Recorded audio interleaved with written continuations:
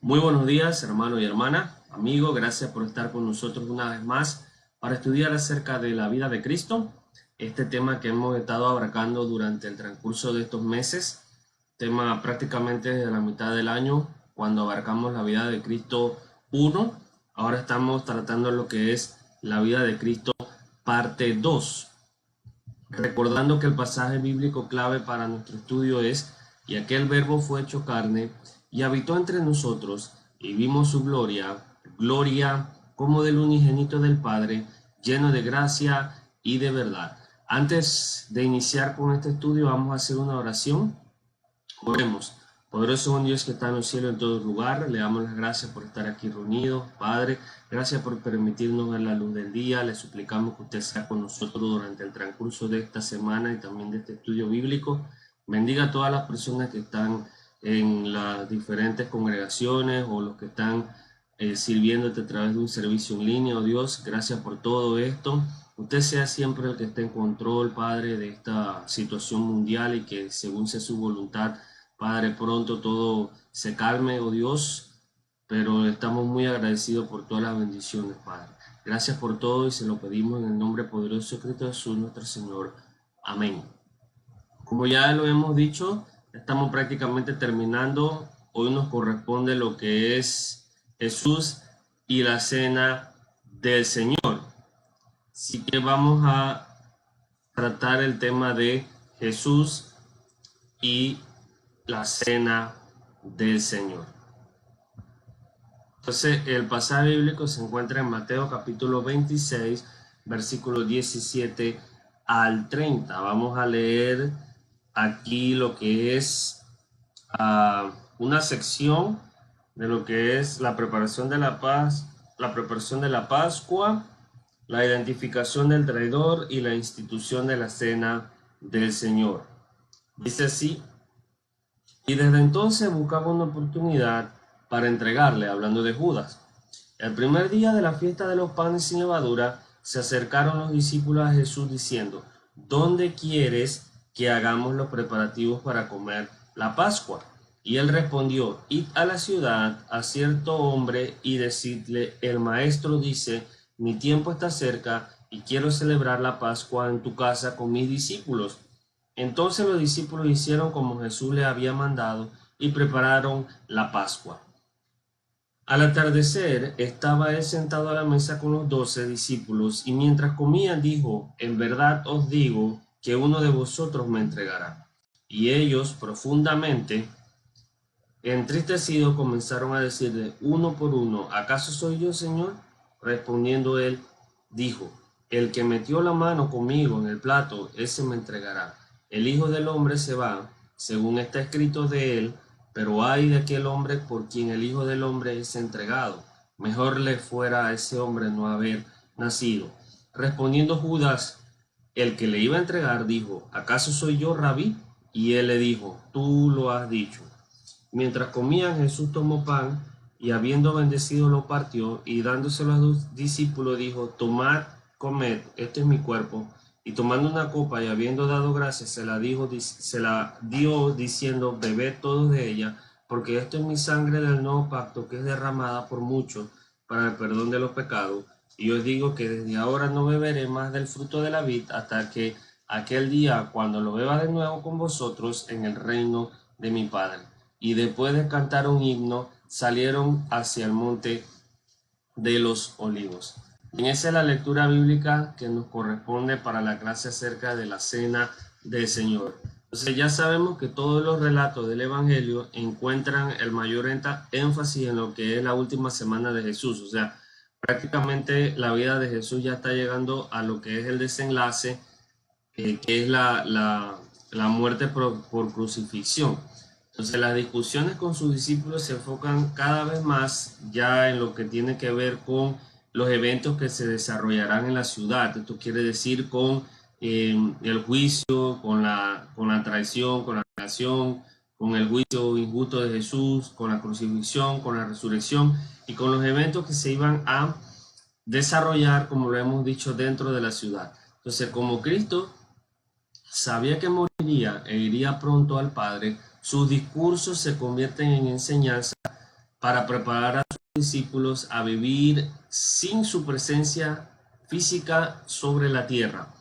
El Señor Jesús, instituyó una Santa Cena e instruyó a sus discípulos sobre el significado y el propósito de la misma. Entonces hoy nos vamos a enfocar en lo que tiene que ver con Jesús y la Santa Cena. Entonces vamos a introducir lo que es la preparación de la Cena del Señor.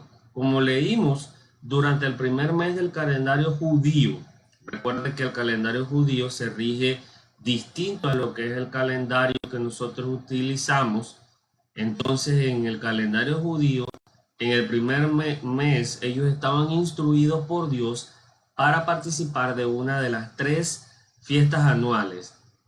Esto era la fiesta de los panes sin levadura. La fiesta de los panes sin levadura estaba asociada con la fiesta de la Pascua, o sea, iban juntas. Después de la Pascua, los miembros de la fe judía, los judíos, comerían panes sin levadura durante 7 días.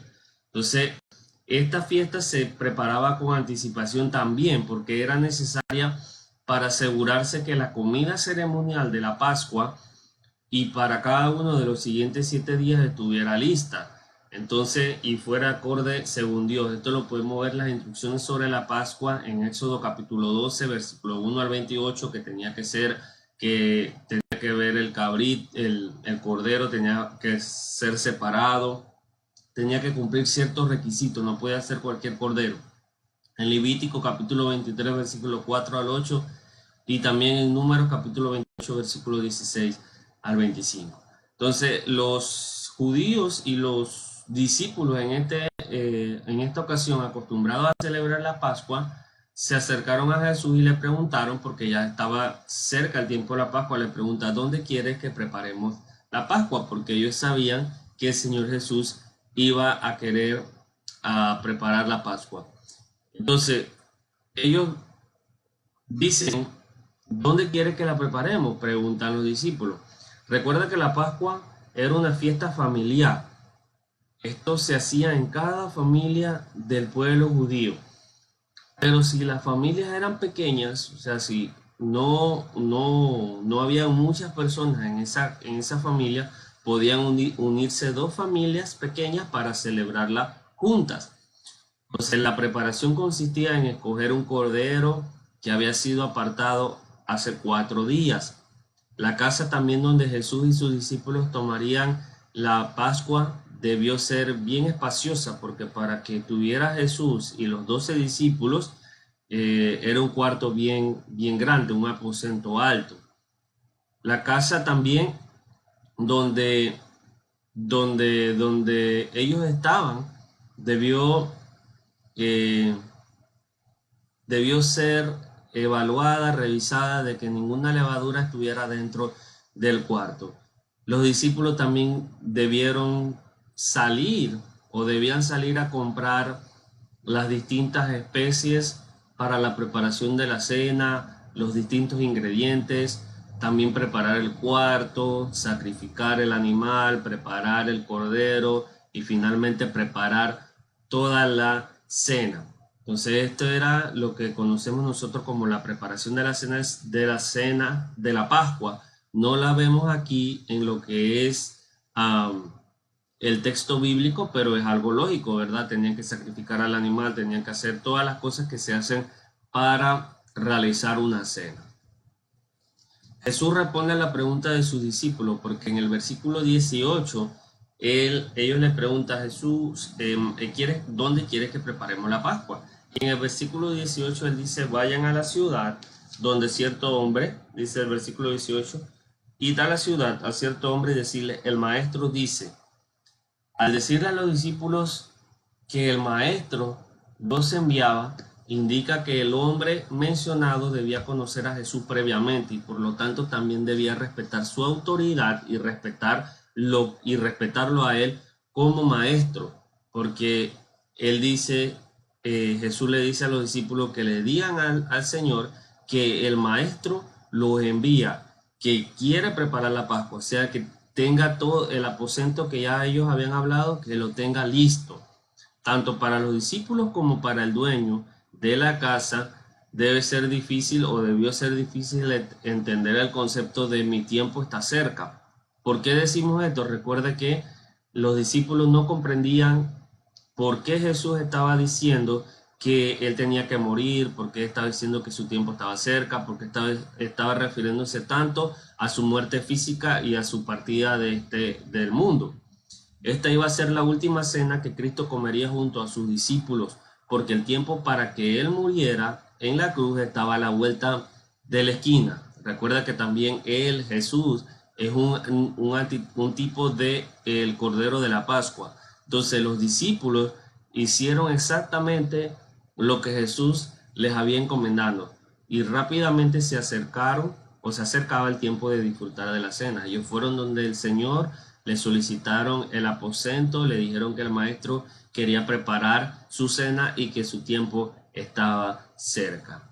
Como seguidores de Jesús, nosotros también debemos preocuparnos por servir a Jesús. Vamos a ir a Mateo capítulo 28, versículo 18. Mateo 28, 18 dice, y acercándose le dijo, toda autoridad me ha sido dada en el cielo y en la tierra. Debemos nosotros obedecer al Señor Jesús. Vamos a ir también a Efesios capítulo 1, versículo 22. Efesios capítulo 1, versículo 22 y 23. Efesios 1, 22 y 23 dice, y todo sometió bajo sus pies, y él le dio por cabeza todas las cosas a la iglesia, la cual es su cuerpo, la plenitud de aquel que lo llena en todo. Entonces, esta preocupación debe ser tanto en el servicio de adoración como en nuestra vida cotidiana, el deseo de siempre servir.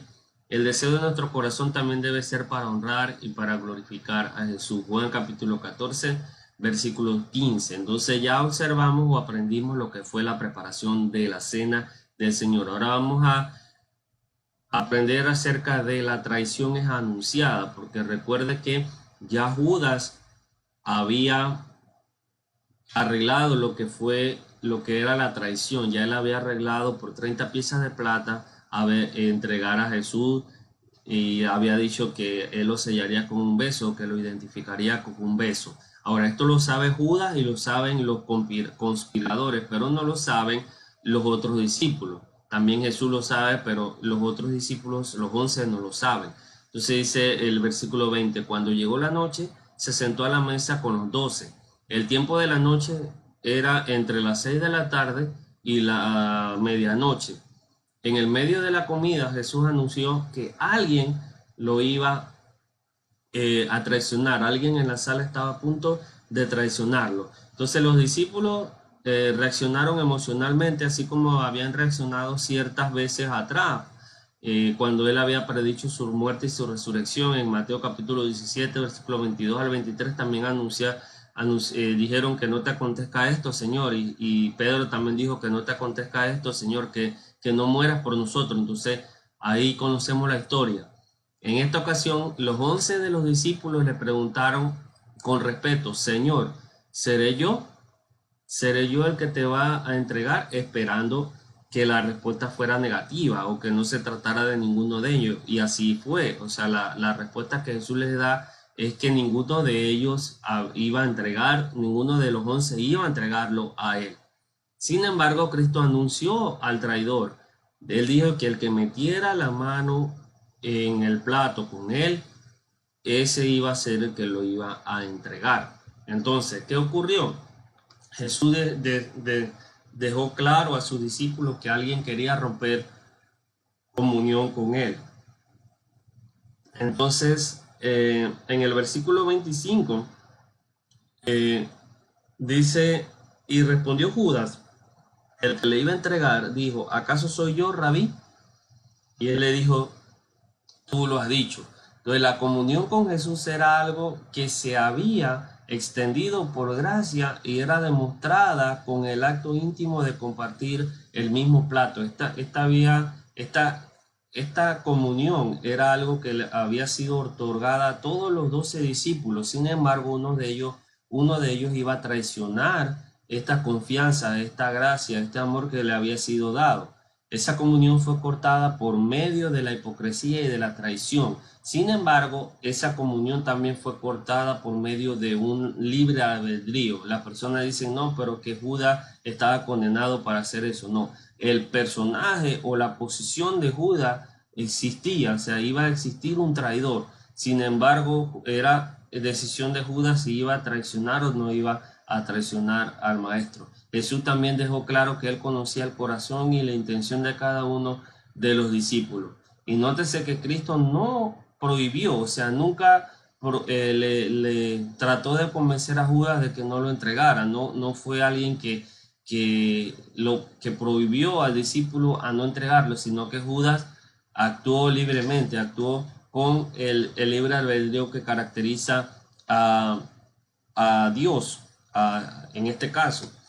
Ahora, el traidor estaba actuando de acuerdo al previo conocimiento de Dios, o sea, esto era algo que iba a suceder, esto era algo que ya estaba anunciado, era algo que ya Dios y Jesús sabían que iba a ocurrir. Pero el hecho de que Dios y Jesús lo supieran o conocieran que uno de los discípulos lo traicionaría, no lo absolvería de su culpa, o sea, no absolvería a Judas de su culpa. Entonces, en el versículo 24, Jesús dice algo que da mucho que pensar, porque la ofensa del traidor sería tan inmensa que sería mejor para él no haber nacido.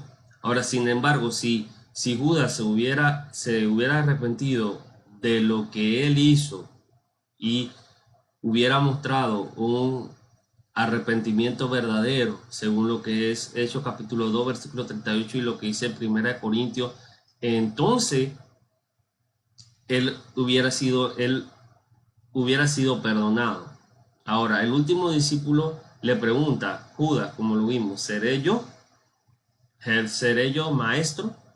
En este caso observamos que Judas decidió llamar a Jesús por el prefijo maestro, a diferencia de los otros 11 discípulos que lo llamaron Señor, reconociendo su autoridad y su dominio. Esta frase, maestro, le da a entender a Jesús, o Judas da a entender que él no está bajo el dominio, que él no está completamente subyugado, que no está completamente rendido a la autoridad de Jesús.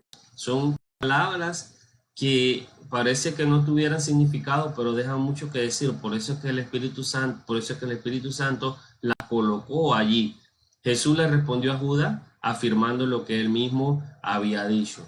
Tú lo has dicho, dice el Señor Jesús en el versículo 26.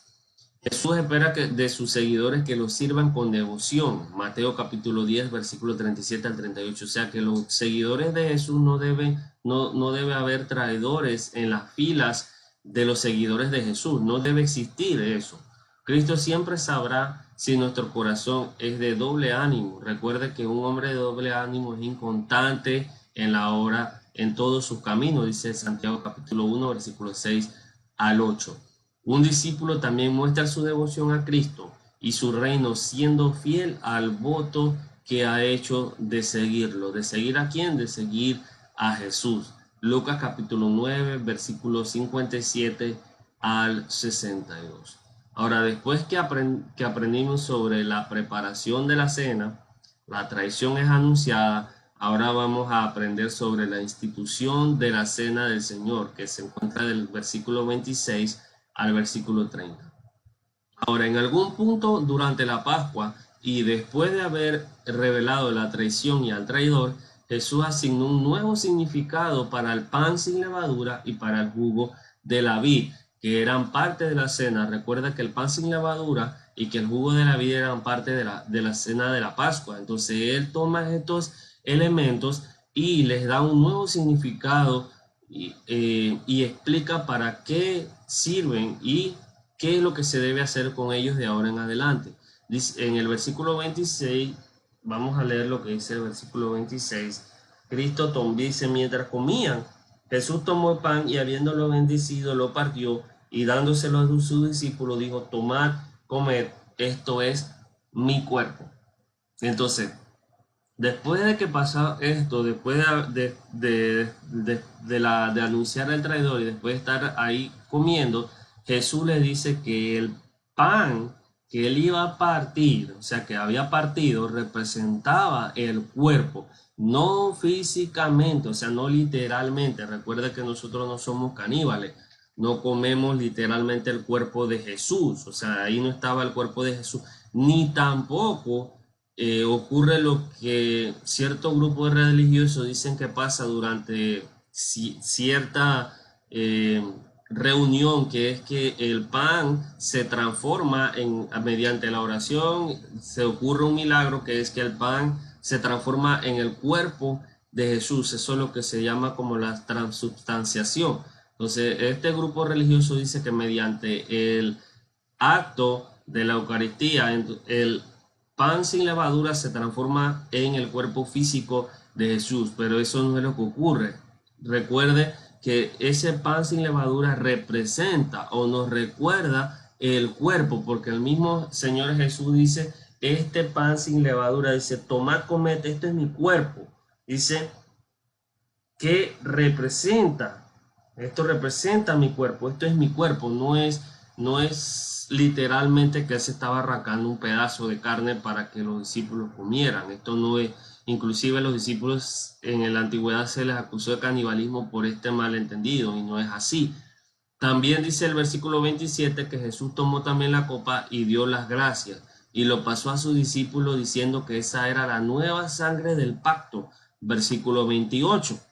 Recuerde que el antiguo pacto que Dios había hecho con Israel fue confirmado con sangre. En Éxodo capítulo 24, versículo 1 al 8 se nos dice que el pacto que había hecho Dios con Israel tenía que ser confirmado con sangre, y era confirmado también lo que era el pacto, como lo dije, fue confirmado por sangre, y cada evento que se realizaba de expiación tenía que ser confirmado también por sangre.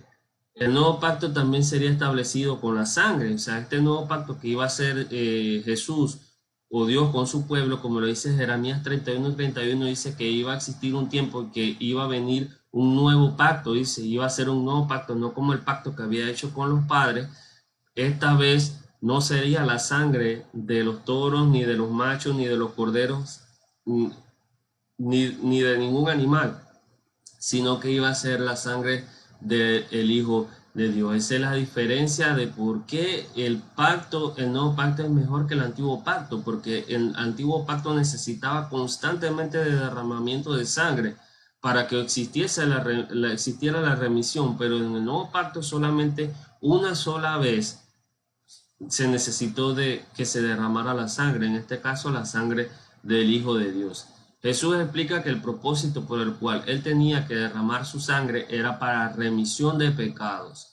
Por eso es que es importante, como dice Romanos capítulo 6, versículo 3 al 4, que las personas se bauticen, porque al bautizarse, eso representa también que usted ha sido redimido por la sangre del Señor Jesús. Si usted no ha sido bautizado, no existe remisión de pecados, según Mateo capítulo 20, versículo 28. Ahora, Cristo moriría por cada uno de nosotros, y el fruto de la vid en la copa representaba la sangre del Hijo de Dios que iba a ser derramada en la cruz del Calvario. Jesús también aludió al banquete que tomaría lugar en el día del juicio final, como hablamos la semana pasada. Bueno, la semana pasada hablamos acerca del juicio, de que iba a existir un juicio final, y también hemos hablado de eso en lo que fueron las clases de Apocalipsis, en el cual solo los fieles participarían en esa última cena, en la mesa del Señor, que se refiere allá a lo que es la boda del Cordero, los eventos finales. Solamente las personas que eran fieles o que son fieles van a estar con el Señor Jesús para poder compartir con él esta cena. Vamos a ir a Mateo capítulo 8, versículo 10 al 12. Dice así: al oírlo Jesús se maravilló y dijo a los que le seguían: en verdad os digo que en Israel no ha llegado a nadie con una fe, y os digo que vendrán muchos del oriente y del occidente y se sentarán a la mesa con Abraham, Isaac y Jacob en el reino de los cielos. Esto es refiriéndose ya a lo que eran los eventos finales, de que los fieles se iban a sentar con Abraham, Isaac, Jacob y todas las personas que habían sido fieles durante el transcurso de lo que era su participación o su estadía aquí en la tierra. Cristo había tenido en mente también esta fiesta final cuando le dijo a sus discípulos que no participaría más de la copa hasta que viniera otra vez. En el versículo 29 él dice: no participaré más de esta cena hasta que nuevamente venga por segunda vez. Cuando él venga por segunda vez, entonces nuevamente participaría de lo que era de la mesa del Señor o de la cena del Señor. Esto es que existe un día en el futuro que Jesús y sus discípulos participarán y sus seguidores participarán de la cena del Señor una vez más y por última vez. Recuerde que Jesús murió por nuestro beneficio. Según Juan capítulo 3 versículo 16 dice que de tal manera amó Dios al mundo que envió a su Hijo unigénito para que todo aquel que en él cree no se pierda, mas tenga vida eterna, dice el versículo 16 y el 17.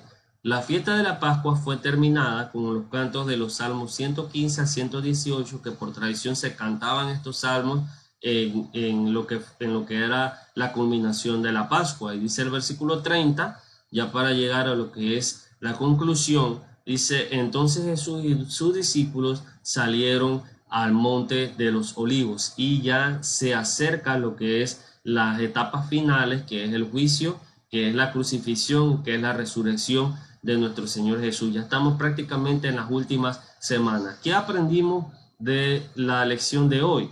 Que nada es más hermoso que la comunión que compartimos con Jesucristo. Nada es más hermoso y más estimulante que tener comunión con el Hijo de Dios, que tener comunión con Dios y también tener comunión cada uno de nosotros. Los motivos por los cuales se participa de la cena del Señor. Vamos a expresar 3 motivos por los cuales es importante participar de la cena del Señor. Lo primero es que como miembros de su cuerpo, o sea, miembros de la iglesia, también compartimos comunión entre cada uno de nosotros. Si nosotros no participamos de la cena del Señor, no participamos de la comunión que debemos tener cada uno de nosotros como miembros del cuerpo de Cristo que somos. O sea que no, al no participar de la cena del Señor, no estamos nosotros teniendo comunión entre nosotros mismos. Cuando nos reunimos el primer día de la semana con un corazón limpio para participar de la cena del Señor, como lo dice Hechos capítulo 20, versículo 7, tenemos comunión con Dios y con cada uno de nosotros, como lo hemos dicho. El propósito principal de la cena del Señor es tener comunión con Dios, pero el propósito secundario también es tener comunión con cada uno de nosotros. Y al participar de la cena del Señor también realizamos algo importantísimo, que es que proclamamos la muerte de Jesucristo hasta que Él venga. Vamos a ir a 1 Corintios capítulo 11, versículos 23 al 26. Y recuerde que la muerte, la vida, la muerte, crucifixión y resurrección de nuestro Señor Jesucristo, dice 1 Corintios capítulo 15, es el evangelio. Si nosotros no predicamos acerca de la muerte, si no predicamos acerca de la muerte, no estamos predicando acerca del evangelio. Y si no participamos de la cena del Señor, no estamos predicando acerca del evangelio, porque participar de la cena del Señor es anunciar la muerte del Señor Jesús. Dice el capítulo 11, versículo 23, dice así: porque yo recibí del Señor lo que mismo que os enseñé, que el Señor Jesús, la noche en que fue entregado, tomó pan y después de dar gracias lo partió y dijo: este es mi cuerpo que es para vosotros, haced esto en memoria de mí. De la misma manera tomó también la copa después de haber cenado, diciendo: esta copa es el nuevo pacto en mi sangre, haced esto cuantas veces la bebáis en memoria de mí. Dice el 26, porque todas las veces que comáis de este pan y bebáis esta copa, la muerte del Señor proclamáis hasta que Él venga. Dice el apóstol Pablo, inspirado por el Espíritu Santo, que cada vez que participemos de la cena del Señor, proclamamos la muerte del Señor Jesús hasta que Él venga. Espero que esta clase haya sido de su edificación tanto como lo fue para mí, y esperando que nos podamos ver en la siguiente clase, y le deseo un excelente inicio de semana y también un excelente domingo, invitándolo a que nos acompañe en unos momentos a las 10:30, que se va a dar el servicio de adoración con lo que es se va a continuar con el servicio de adoración con lo que es el sermón del día de hoy. que tenga un excelente día y también que tenga una excelente semana. Nos vemos en la siguiente clase. Este es el día de encontrar la paz. No tardes más, ven al Salvador. Este es el día,